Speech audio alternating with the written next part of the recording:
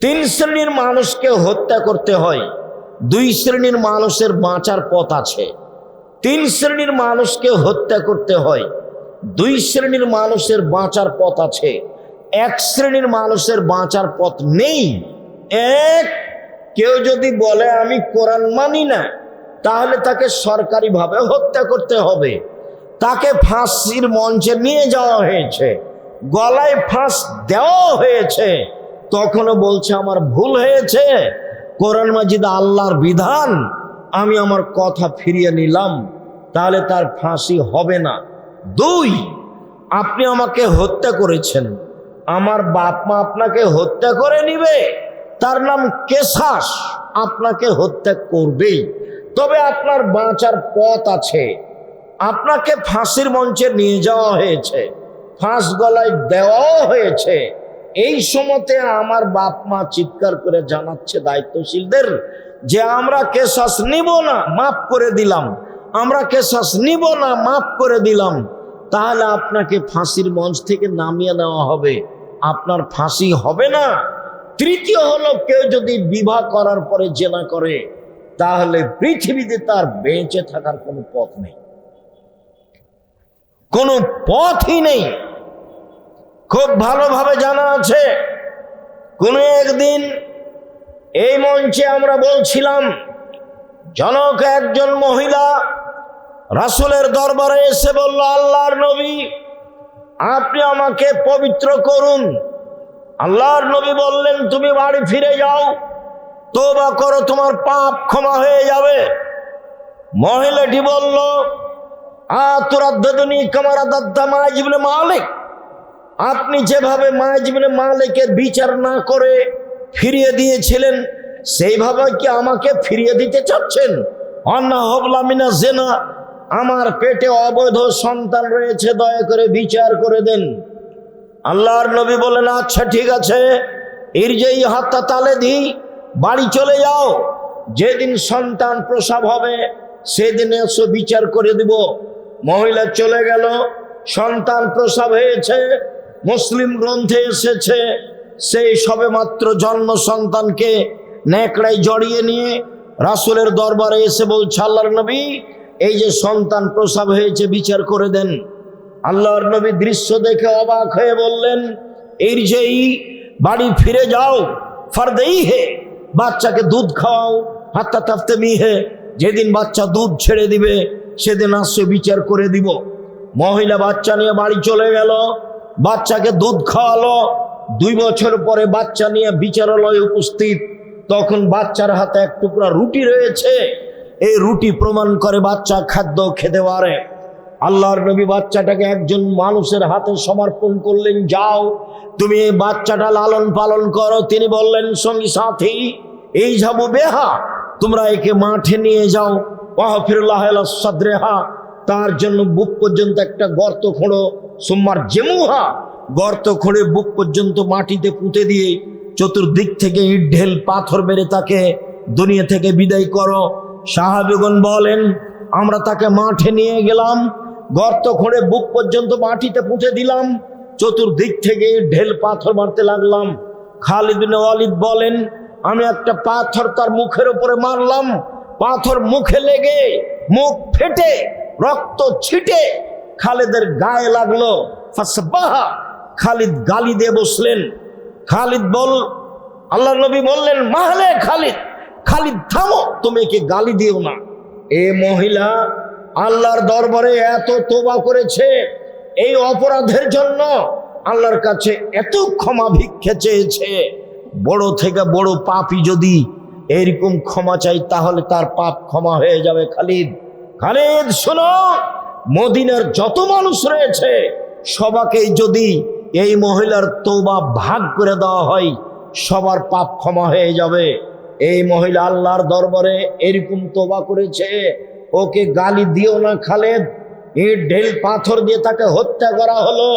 আল্লাহর নবী তার জানাজা করলেন, কাফন দাফন করলেন।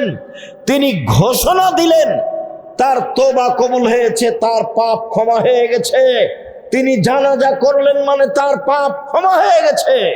তিনি কাফন দাফন করলেন মানে তার পাপ ক্ষমা হয়ে গেছে। পৃথিবীর সবচেয়ে বড় মানুষ এই কথাটা বলতে পারলেন না, ঠিক আছে যাও, তোমার পাপ ক্ষমা হয়ে গেছে, তোমার বিচার হবে না, এই কথা তিনি বলতে পারলেন না। মুহাম্মদ সাল্লাল্লাহু আলাইহি সাল্লাম শরীয়তের কাছে নিজেই জিম্মি, মানে বলতে চেয়েছে আপনাকে বিবাহ করার পরে কেউ যদি জেনায় লিপ্ত হয় তাহলে তার পৃথিবীতে বেঁচে থাকার কোনো সুযোগ নেই। শুনুন, সুদের পাপকে আল্লাহ রাসূল বলছেন কেউ যদি জেনে শুনে 1 টাকা সুদ খায়, 36 বার জেনা করে যত পাপ হবে, 1 টাকা সুদ খেলে তার চেয়ে বেশি পাপ হবে। এবার আপনি বুঝেন সুদের পাপ কি জিনিস। পৃথিবীতে পাপ আছে শিরক করা, ভাষা এরকম নয়। পৃথিবীতে পাপ আছে মহাপাপ, বাপ মায়ের অবাধ্য চলা, ভাষা এমন নয়। পৃথিবীতে মহাপাপ রয়েছে মিথ্যা সাক্ষী দেওয়া।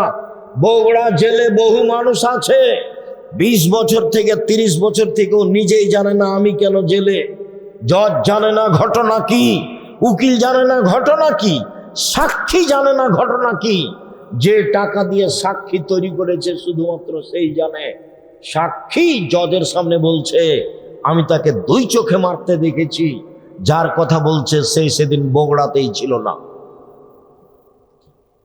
20-30 বছর থেকে জেলে আছো, নিজেই জানে না কেন জেলে। শুনুন, মিথ্যা সাক্ষী মহাপাপ, এরপরেও ভাষা এমন নয়। সম্মানিত দিনী ভাই বোন, মানুষকে হত্যা করা মহাপাপ, এরপরে ভাষা এমন নয়। সুদ খাওয়া এক অবাক পাপ, যে তার ভাষা হলো কেউ যদি 1 টাকা সুদ খায়, 36 বার জেনা করে যত পাপ হবে, 1 টাকা সুদ খেলে তার চেয়ে বেশি পাপ হবে। কি দিয়ে বুঝায় আপনাকে আমি সুদ কি জিনিস? আবু হুরায়রা রাদিয়াল্লাহু তাআলা আনহু বলেন, রাসূল সাল্লাল্লাহু আলাইহি ওয়াসাল্লাম বলেছেন, আল্লাহর নবী বলেন, আর রিবা সাবুনা জুজান, সুদের পাপের 70টি ভাগ রয়েছে, ছোট থেকে বড়, বড় থেকে ছোট। সুদের পাপের 70টি ভাগ রয়েছে, ছোট থেকে বড়, বড় থেকে ছোট। এর সবচেয়ে ছোট ভাগ হলো মার সাথে জেনা করলে যেমন পাপ হয়। নেন, এবার আপনার স্ত্রী তো কিস্তিতে টাকা তুলেছে, ভিক্ষা করে খাবেন, এখানে এসেছেন কেন? আমি ভিক্ষা করে খেতে বলিনি, এটা হলো নিন্দে।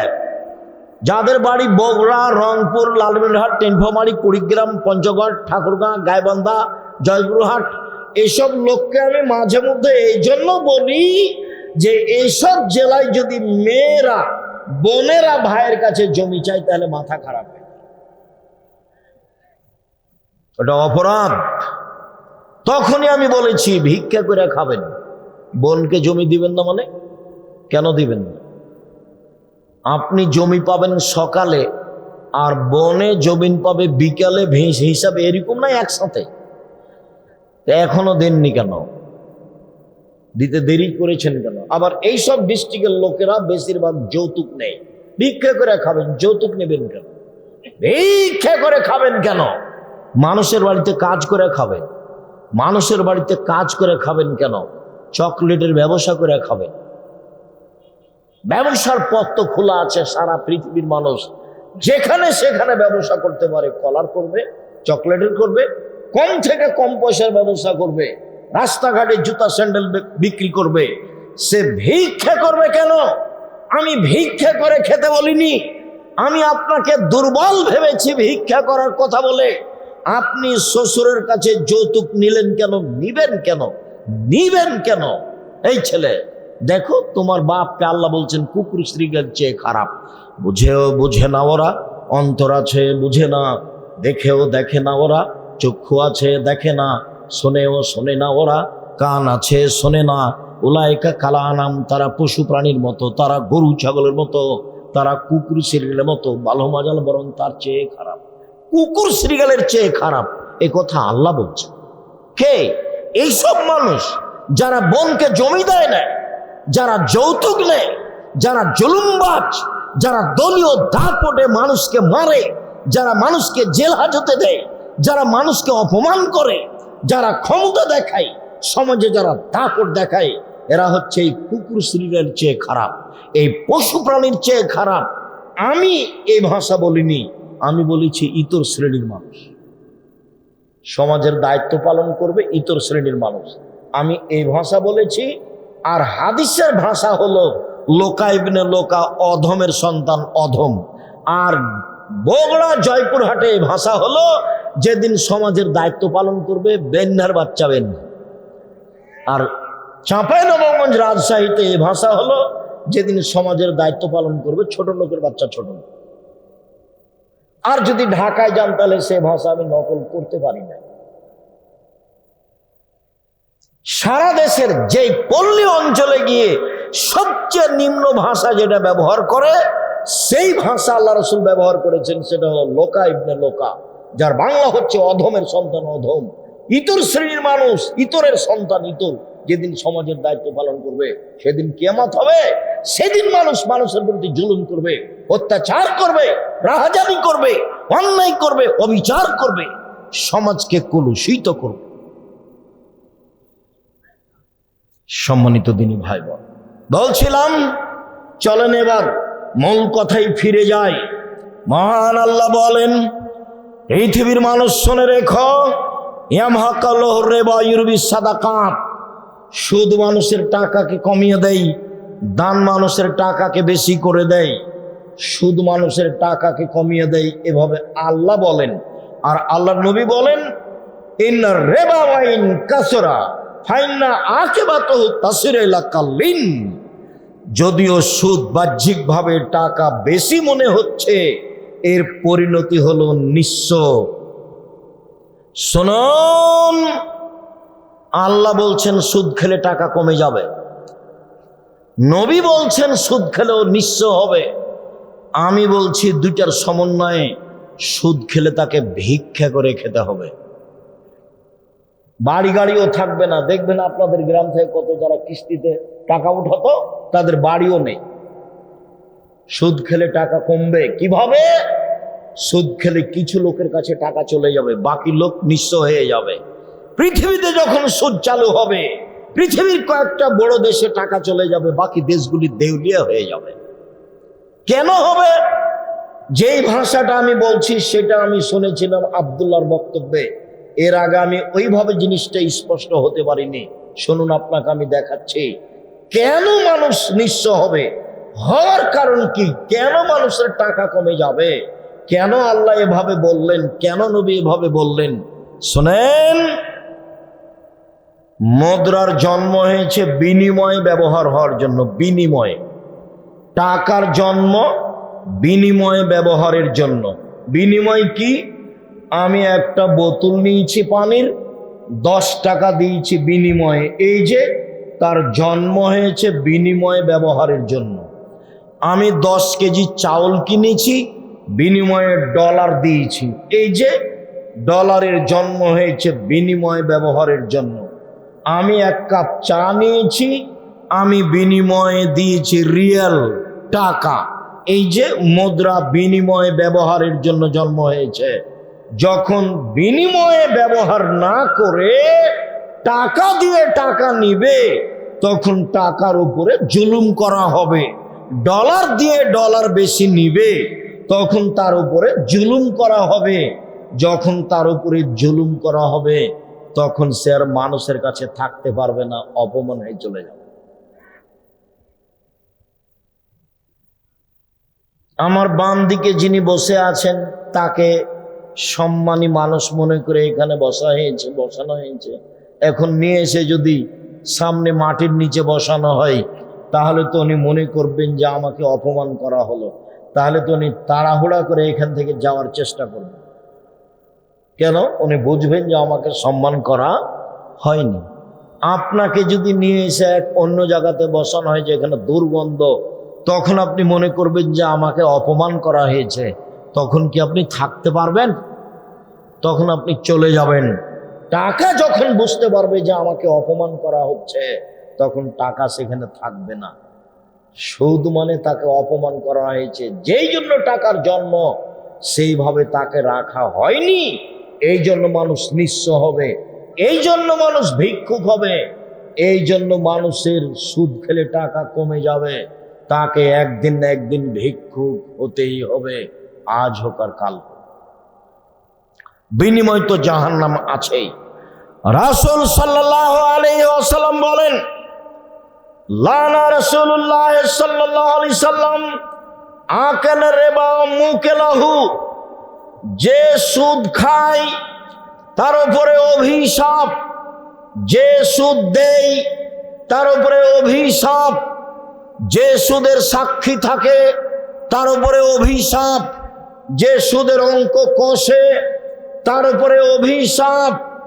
এরপরে বললেন আল্লাহ নবী, যে পরচুলা ব্যবহার করে তার উপরে অভিশাপ, যে গায়ে উল্কি করে তার উপরে অভিশাপ, যে আপনার ভুরু তুলে চিকন করে তার উপরে অভিশাপ, যে আপনার দাঁত ছিলে চিকন করে তার উপরে অভিশাপ, যে জুতা স্যান্ডেল উঁচু পায়ে দিয়ে নিচেকে লম্বা মেয়ে দেখায় তার উপরে অভিশাপ, যে ব্রেসিয়ার ব্যবহার করে নিজেকে কম বয়সের দেখায় তার উপরে অভিশাপ।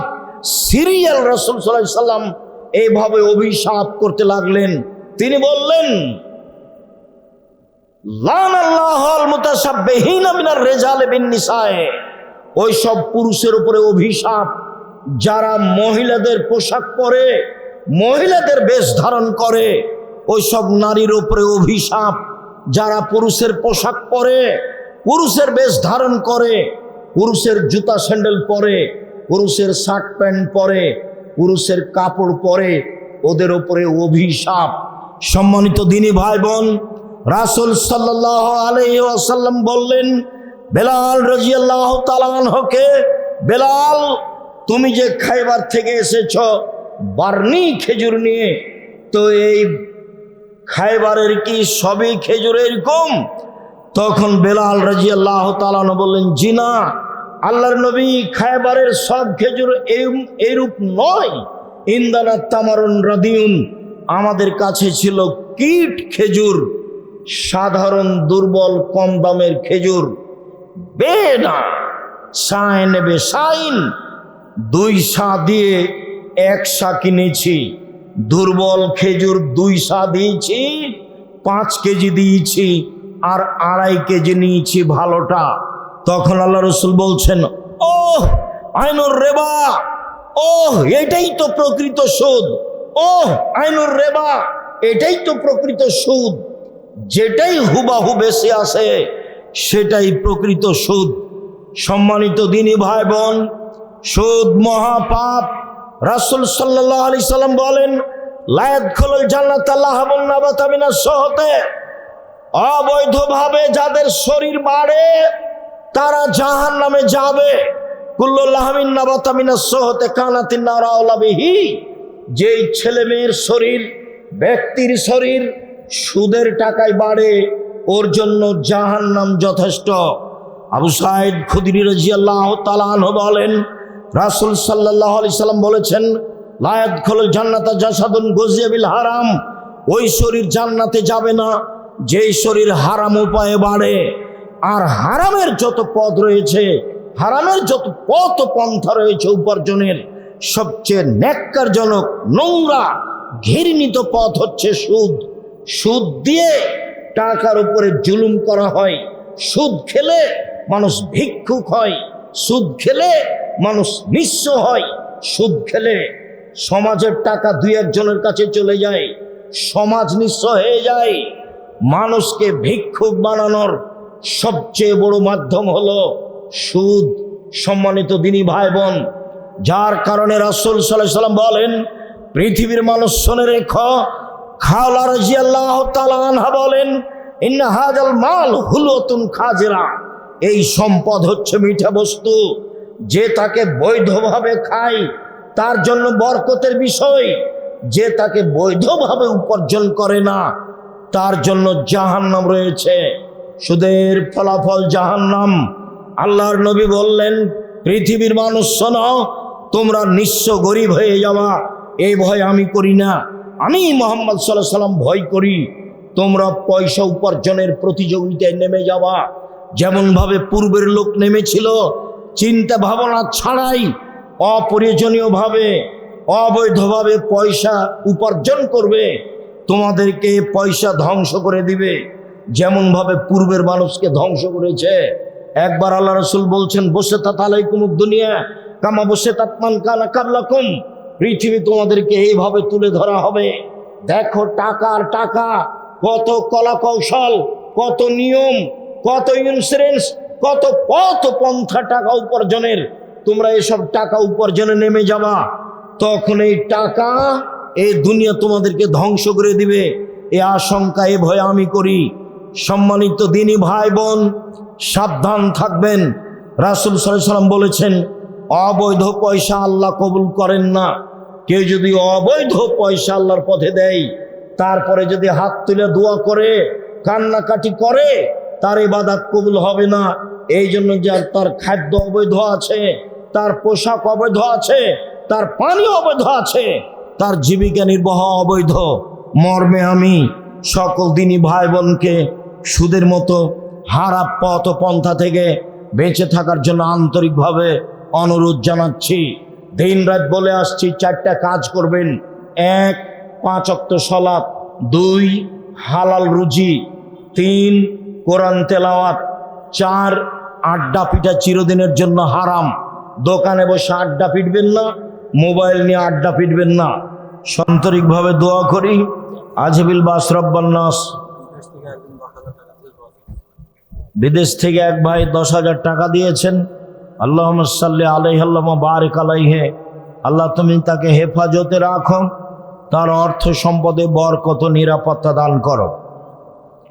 আপনি যে স্টেজে বসে আছেন, সেই স্টেজের জিনিসপত্র 3টি দুর্গা পূজায় ব্যবহার করা হয়েছে। ওর টাকা হারাম, ওইগুলো জিনিসটা হারাম নয়, বুঝনি? এই মাইক ব্যবস্থাপনা হারাম নয়, ওখানে যে টাকা উপার্জন হয়েছে ওটা হারাম।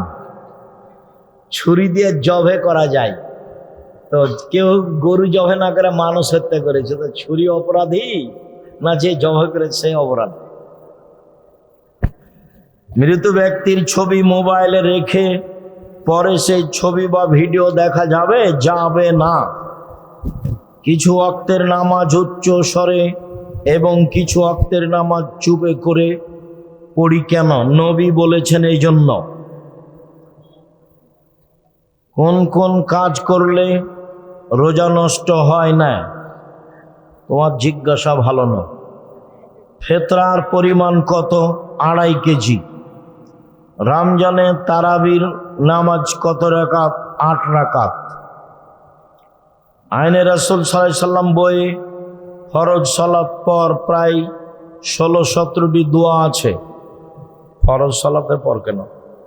আচ্ছা ঠিক আছে, সালাম ফের পরে 16-17টি দোয়া আছে, কিন্তু সুন্নাত বা নফল নামাজ পর কোনো দোয়া লেখা নেই। এগুলো দোয়াই পড়বে, একই দোয়া সালাম ফেরার পরে। হিন্দুদের দোকানে যায় জালসা করা, টাকা চাওয়া যাবে কি? টাকা যে কোনো মানুষ দিতে পারে, হিন্দু, মুসলমান, বৌদ্ধ, খ্রিস্টান সবাই। আমার ছেলের বয়স থেকেও অনেক ছোট,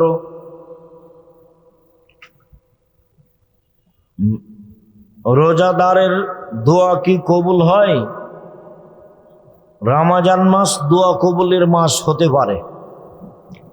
প্রিয় শায়েখ, আমার প্রশ্ন, জোহরের ফরজ নামাজের সময় যদি ইমাম সাহেব 3 রাকাত পড়িয়ে সালাম ফিরায় এবং মুসল্লিগণও সালাম ফিরায়, তাহলে এখন করণীয়?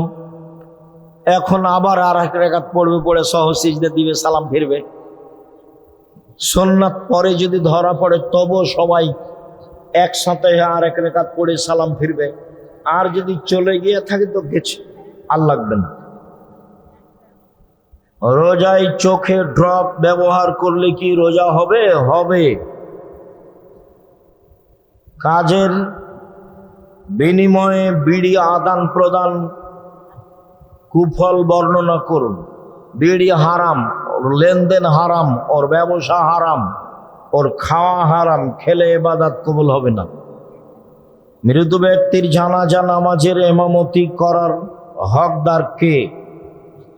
যে কোনো পরহেজগার মানুষ, আলেম মানুষ, ছেলেকে ওসিয়ত করে যেতে হবে এইরকম কথা আল্লাহ রাসূল বলেননি।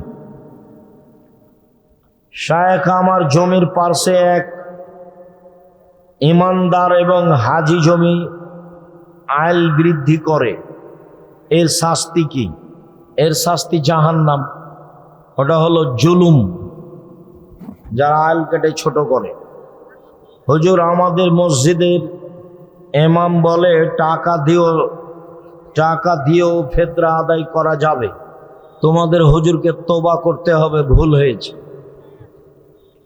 আসসালামু আলাইকুম হুজুর, আপনি বলেছেন 7 দিনের দিন আকিকা করতে হবে, কিন্তু শায়েখ আকরামুজ্জামান সেটা তো আমি বলতে চাইনি তোমাকে। 7 দিনের দিনই আকিকা করতে হবে। 7 দিনের আগে বাচ্চা মারা গেলে আকিকা হবে না, 14 দিনে আকিকা হবে না, 21 দিনে আকিকা হবে না, জীবনে একদিন আকিকা হবে না, এটাই চূড়ান্ত। তোমার মাথায় অন্য কথা জাগে কেন? আমল করতে পারো না? হুজুর আমাদের মসজিদের নতুন স্টিলের খাট কিনা হয়েছে, এখন কাঠের পুরাতন খাটটি কি করবো? জ্বালিয়ে দাও। কি লেখা আছে? ঈদগাহ মাঠে সম্মিলিত মোনাজাত করা যাবে কি না? ঈদগাহ মাঠে সম্মিলিত মোনাজাত বিদআত। রমজানে গীবত করলে কি রোজা নষ্ট হয়? হয়, নেকি হবে না, ও তো জাহান্নামে গেছে। কাজের চাপে সিয়াম না রাখলে কি গুনাহ হবে? হবে। হুজুর বিবাহের জন্য মেয়ের কি কি দিক দেখতে হবে? পরহেজগার কিনা 5 জনকে জিজ্ঞাসা করো, খুব তাকওয়াশীল কিনা পাড়া প্রতিবেশীকে জিজ্ঞাসা করো, পরহেজগার কিনা এটা দেখবা।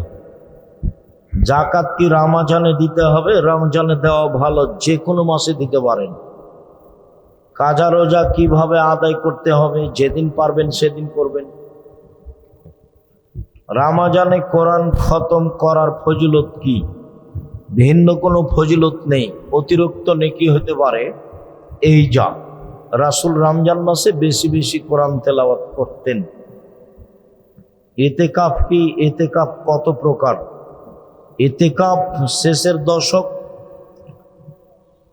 বাড়িতে না গিয়ে, জানাজায় না গিয়ে, রোগী অসুস্থ ব্যক্তিকে দেখতে না গিয়ে একটানা মসজিদে থাকবে, ইবাদতে থাকবে, তার নাম ইতিকাফ। গ্রামের কাউকে না কাউকে ইতিকাফ করতেই হবে এই কথা মিথ্যা। অন্য গ্রাম থেকে লোক ধার করে নিয়ে আসতে হবে, এইটাও মিথ্যা। শুক্রবারের দিন কিংবা অন্য দিন মুসাল্লিরা প্রথম কাতারে ফাঁক হইয়া 10-12 জন দাঁড়ায়, দ্বিতীয় কাতারে 7-8 জন দাঁড়ায় ও তৃতীয় কাতারে 3-4 জন দাঁড়ায়। হাদিসে আছে কাতারের মধ্যে দিয়ে প্রবেশ করিলে ঘাড় মটকানোর গুনাহ হবে। তোমার জিজ্ঞাসাটা মনে হয় ঠিক হয়। কোন মাওলানা সাহেব বলেন যে ইংরেজি বাদ্য বাজানো যাবে। ইংরেজি বাদ্য বাজানো যাবে? গান বাজনা বাদ্যযন্ত্র হারাম। ভূমিকম্প হচ্ছে গান বাজনার কারণে, মেয়েদের নাচের কারণে, আর বিড়ি তামাকের কারণে। এই 3টা কারণ। ভূমিকম্প হবে 3টা পাপের কারণে।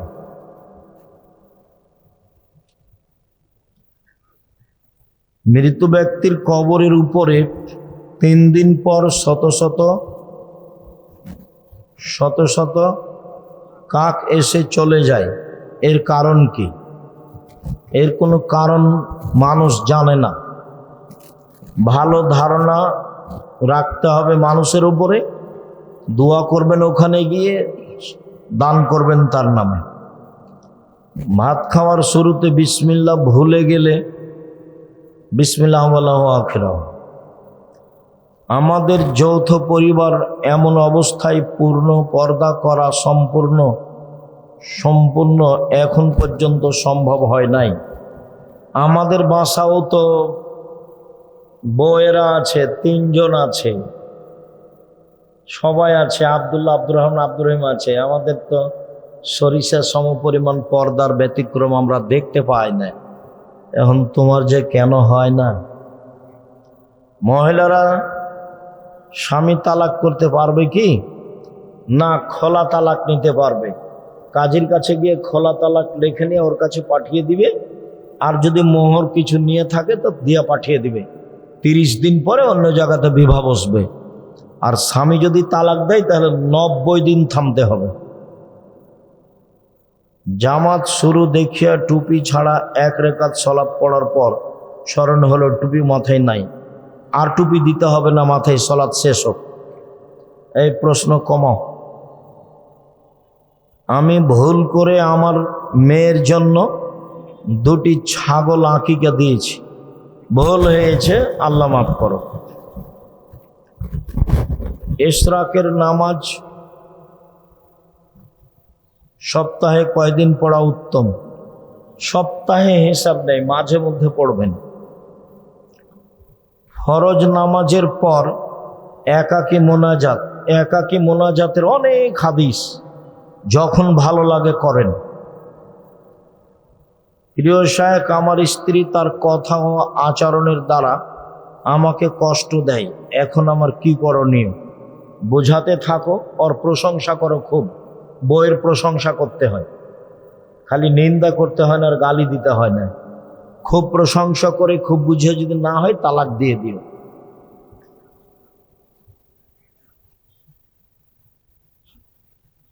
হুজুর আব্দুর রহমান আসেনি কেন? আব্দুর রহমানের নাম আছে? ওকে আজকে একটু অসুস্থ ভাব দেখলাম। আচ্ছা আচ্ছা। আসসালামু আলাইকুম প্রিয় শায়েখ, আমি আপনার সাথে দিনের দাওয়াত দিতে চাই। ইসলামের জন্য আপনার সাথে থেকে কাজ করতে চাই। যাও জামিয়া সালাফিয়া, দেখো অনেক ছেলেরা আছে, তোমার এদের সাথে কোনো কাজ হয় কি না। আব্দুল্লাহর তো মক্তব চালু আছে, একবারে টেকনাফ থেকে তেঁতুলিয়া পর্যন্ত, এখন পর্যন্ত 650 মক্তব চলে। থাকা ফ্রি, খাওয়া ফ্রি, চাওয়া ফ্রি, আসা ফ্রি, বই ফ্রি। কখন যেতে হবে ওদের সাথে যোগাযোগ রাখো, যে প্রশিক্ষণ নাও, থাকো, খাও। মুআল্লিম আমাকে বললেন মদিনায় তোমাকে কমপক্ষে 8 দিন থাকতে হইবে এবং 40 ওয়াক্ত নামাজ পড়তে হইবে। মুআল্লিম অপরাধ করেছে, মুআল্লিমকে আল্লাহর কাছে ক্ষমা চাইতে হবে। আপনার ভুল হয়েছে। মন চাইলে মদিনায় যাবেন, না চাইলে যাবেন না। মদিনায় হজের কিছু নেই। আল্লাহ তুমি আমাদের কবুল করো, যারা মারা গেছে তাদের ক্ষমা করো। আটমল মাদ্রাসার সাথে উল্লেখযোগ্য হুমায়ুনের আব্বা তোয়াব ভাই, নূর মোহাম্মদ মাস্টার, আর খায়বার ভাই, মাস্টার সাহেব, আরও অনেকেই যারা জড়িত ছিলেন, আমি অনেকের নাম জানি না, মারা গেছে। আল্লাহ তুমি তোমার দরবারে অন্তর থেকে তাদের দরবারে ক্ষমা চাচ্ছি, তাদের জন্য ক্ষমা চাচ্ছি। তুমি তাদেরকে ক্ষমা করো, তাদের কবরের শাস্তি মাফ করো, তুমি তাদের কবরকে প্রশস্ত করো। আমাদের আটমল সালাফিয়া মাদ্রাসার সাথে এতদা অঞ্চলের যত পুরুষরাই জড়িত আছে, যারা চলে গেছে, তুমি তাদের কবরের শাস্তি মাফ করো, তুমি তাদের কবরকে প্রশস্ত করো, আলোকিত করো। এতদা অঞ্চলে এবং আমার সকল দিনী ভাই বোন যারা অসুস্থ, বাড়িতে হাসপাতালে, তুমি তাদের আরোগ্য দান করো, সেবা দান করো। আমরা যারা বিভিন্ন জায়গায় আছি, তোমাকে সন্তুষ্ট করতে চাই, আমাদের ভুল ত্রুটি ক্ষমা করো, আর তুমি আমাদেরকে তোমার রাসূলের পদ্ধতি অনুযায়ী চলার তৌফিক দান করো।